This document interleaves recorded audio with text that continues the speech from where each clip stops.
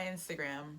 I just wanted to do an official reveal with my Insta friends and continue the good news because I did an unboxing of this bag on a few days ago. And I did share that, and thank you all for your congratulations and for your excitement about it. I'm super excited about it too, but back then I didn't have a chance to really get into this. So I thought I would just do a little bit of a video. It might be a little bit longer than a bag gab, but hopefully will offer some information that you find helpful. So obviously this is a Chanel bag. This is a Chanel Le Boy bag in the old medium style, though it is just called the medium style by Chanel, and the other medium is called the new medium by Chanel, and it's bigger than this bag.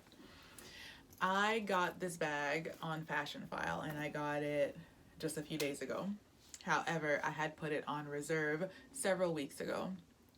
I wasn't the biggest fan of Chanel. I cannot say that growing up as a little girl that I ever was like, oh, and Chanel will be, when I know my bag collection is complete. In fact, a lot of the classic flaps just don't really suit my style, my taste, my lifestyle, or anything like that. So I never had thought, oh, Chanel will be where I go to until I met the boy bag. The boy bag is one of very few bags in the Chanel fashion house that holds any interest for me, that I find is attractive and appealing and works for the things that I need a bag to do. So when I finally discovered this bag, I thought, well, if I were ever going to get a Chanel, this will certainly be it. And that's how the door opened. And I went down the very deep rabbit hole of Instagram, Pinterest, and of course YouTube, to look into this bag, see what people were saying about it and all of that. And ultimately I decided I did want it. And I can tell you, people say, oh, save up, and save up. I did not save up for this bag in the way that most people mean. It is not an inexpensive bag. I'll talk about why I chose to get it from when I got it in just a few moments. But the reason I got this bag and I got it so quickly was because in my mind it was already something that I wanted. And by long explanation made short, some of you know that I started a new job, and what happened at my old job is that I had a whole bunch of unused vacation time. And so I was able to cash out that vacation time and put it towards this bag. So in a way I did save up for it, but different than what people mean. The people who have 4 or 5 or 10 or a closet full of these, I don't know how they're doing it. That's not my business, but I'm just letting you know how it worked out and how I ended up, I won't say lucking into it, but how I ended up putting this in my collection in a pretty short amount of time. So that's that about the bag. Let's look at this bag and then I'll tell you why I got it from Fashion File. This is the caviar leather in the old medium style. I don't have the exact measurement. So it is the antique or aged gold hardware, which I'm not sure. There it is. Aged hardware in the C's with the caviar leather in the medium size. Old medium. So I ended up getting this on Fashion File because, as some of you definitely know and some of you may not know, the boy bag is what's considered a seasonal bag. And so it is not a classic bag or a classic flap, which means it is not made in every combination all the time. And when I was looking to get this bag in the late summer, early fall of 2019, this was not part of the Chanel collection. And of course, I suspect if you had an essay who had one left over from previous collections, or for some reason, I don't know, somehow had one, you might have been able to get your hands on it, but it's not necessarily possible to walk into a Chanel store and get this bag in the exact combination that you want it. Some people have it in the ruthenium hardware. From what I know from both the website and having perused the Chanel boutique in Boston, that's what they had in stock as well, and they did have plenty of them to choose from, but ruthenium and or silver is not really my speed. So if I were going to get it now, the pre-loved market was going to be the way to go, and they happen to have this on Fashion File. The other reason I got it on Fashion File was that it was in very good condition. Was it in very good or excellent? One of the two. I think excellent, but they also have a like new condition, which means that the bag was never used and it was like box fresh, including everything. So I did get this bag, and I went back and forth a little bit and chatted with a couple of you about it. So thank you for your feedback and your input and your help. I really appreciate all the messaging.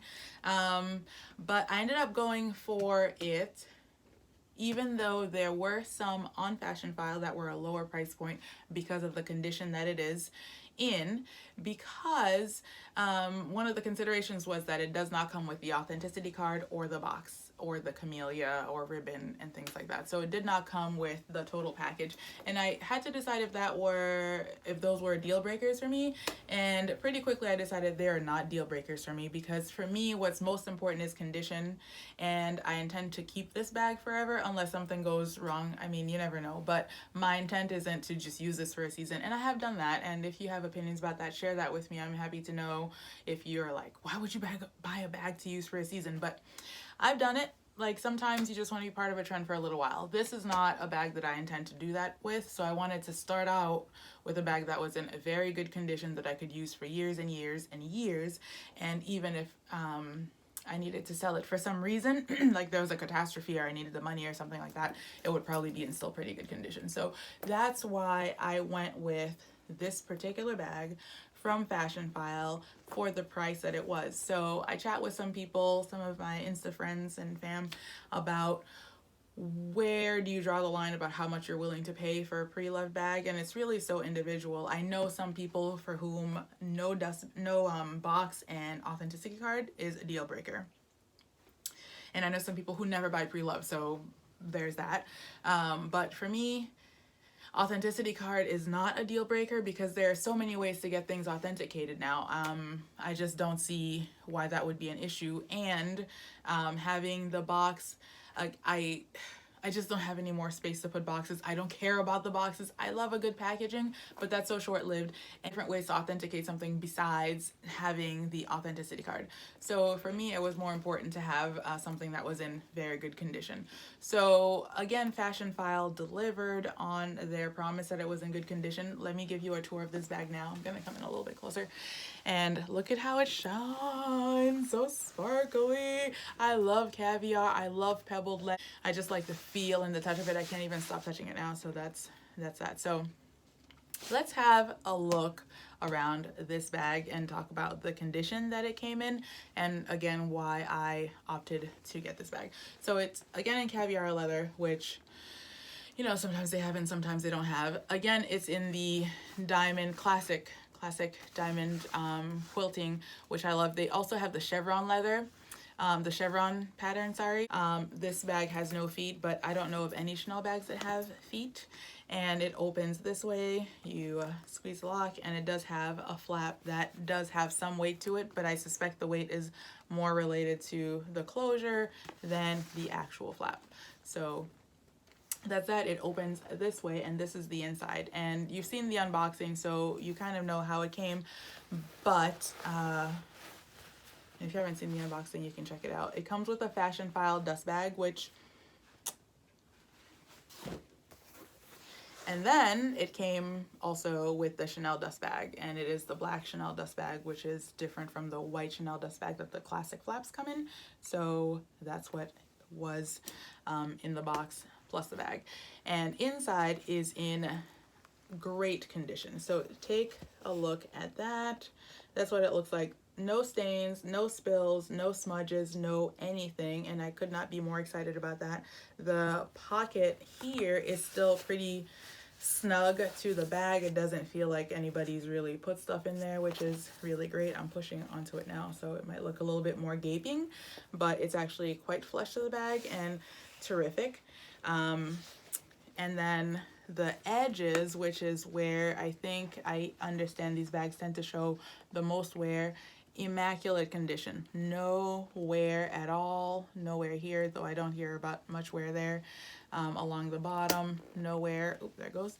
And then the edges on this side, again, no wear. So the only place that I did find wear, which is probably why they couldn't say it was in excellent or perfect condition, is that I don't even know if this will show, but we'll try to have a look. So there is a little bit of wear right here, and I'm not sure how a person would even do that because this prevents the bag when you put it down from rubbing on surfaces. So I don't know, maybe it just got stretched up, but there's a little bit, just a little bit of wear there. So they were very accurate in their description is what I'm trying to say. This is not something that bothers me at all. Who cares? I have had bags brand new from boutiques, store fresh and all that. Took them out, put them on the table, picking it up from the table, just not being super mindful, and scratched the bottom. So, and I didn't even realize that that would happen because I'm pretty careful with stuff, like, you know. So I understand how things like this happen, and that does not bother me. If it's wear on the bag that I could foresee myself doing just in the regular course of gentle use of it, then that doesn't tend to bother me, you know, because I have ruined enough nice new things to know that it doesn't take much, and if they hadn't done it, I would have done it too. So that doesn't bother me at all. I did not have any complaints about that. That to me was good enough condition. So that's it. So when I considered the condition of the bag, the fact that the hardware and leather combination was not all that readily available, it really was kind of a no-brainer for me to just go ahead and purchase this. So that's exactly what I did. And I frequently get questions because I do talk pretty openly about buying things pre-loved. Sometimes people say, well, how do you just, you know, do you think that's a good bargain? And that's such a difficult question to answer. It's like, you know, what's your favorite cereal? Who knows? You know, we all have different needs and things like that, but a combinations of all the things that I discussed made this a good bargain for me. Luckily and well-timed. I can't take any credit for that. It just kind of happened that way.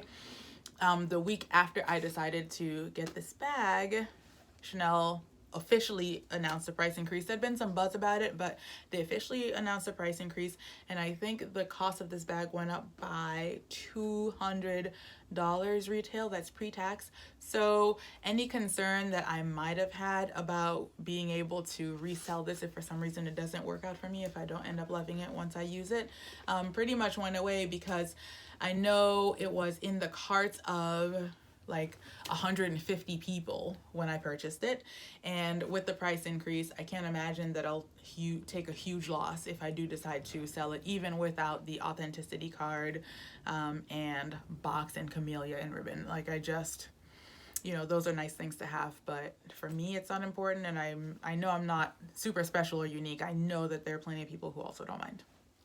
So that really helped that it worked out that way. So let me then show you what it looks like on me, and I think it'll be a separate video because this is running a little bit long now, but this is a couple more views of the bag before I put it on, and I think I'll do a separate video on what fits. How about that? So we'll do a video on what fits, and I'll do a bag gab about it. So it's very loud, so brace yourself. Here goes. Wow. So that's that.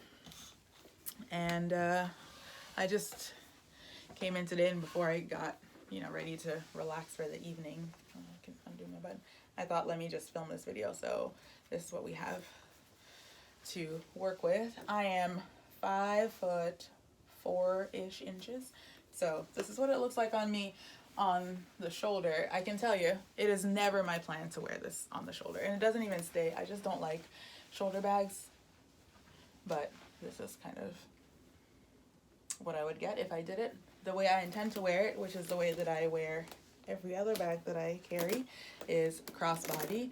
And this is about where it hits. This is my waist, and this is my hip, and this is where the bag hits. And so this is what we are working with. Super excited to add this to my collection. Super excited to be the owner of a Chanel bag, and super excited to share with you my thoughts after I use it and my impressions of it and all of that. In the meantime, if you have questions, do keep them coming. This is where we are. I'll leave it for now, and we'll chat later. Thanks for watching. Take care. Bye, Insta fam.